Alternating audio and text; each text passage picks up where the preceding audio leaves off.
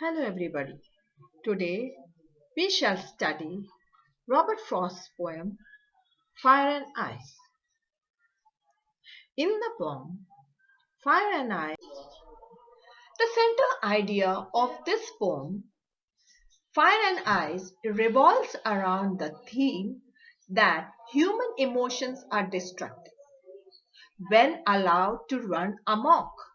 That is, if we don't have control on our emotions, then definitely it is going to distract us. They can. Let's come to the four stanzas of the poem. Some say the world will end in fire. Some say in ice. For what I have tasted of desire, I hold with those who favor fire. In these lines, the poem tells us that.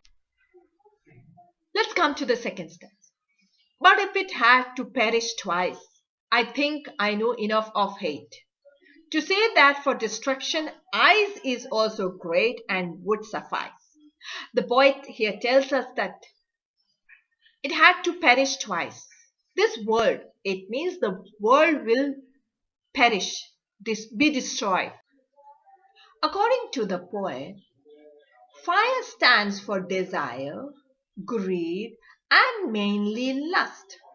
The more you try to satisfy them, the more they grow.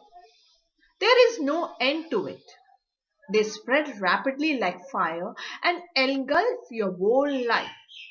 One becomes selfish and sometimes. On the other hand, Robert Frost tells us that ice accordingly stands for hatred, coldness, and rigidity.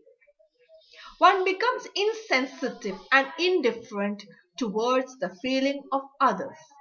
Here, I have already told you that we should be considerate towards.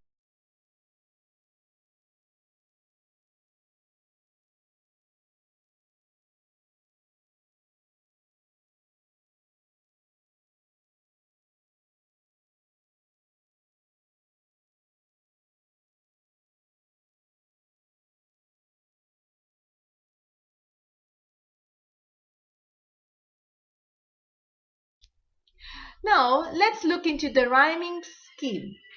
How the poem rhymes down. The first line is ends with an RE sound. Then it is ice, the CE. Then again desire, RE. The fourth line, RE, fire.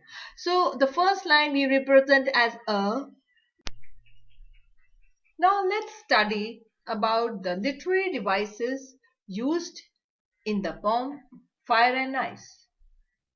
The very common thing that we see here is alliteration. Alliteration means the use of repetition of consonant sounds like F. We have favor. We can summarize the poem in this way. Fire and Ice tells about the destructive nature of nature. Hatred and power of emotions are the major theme of this poem. These themes has been symbolized in such a way that denotes the power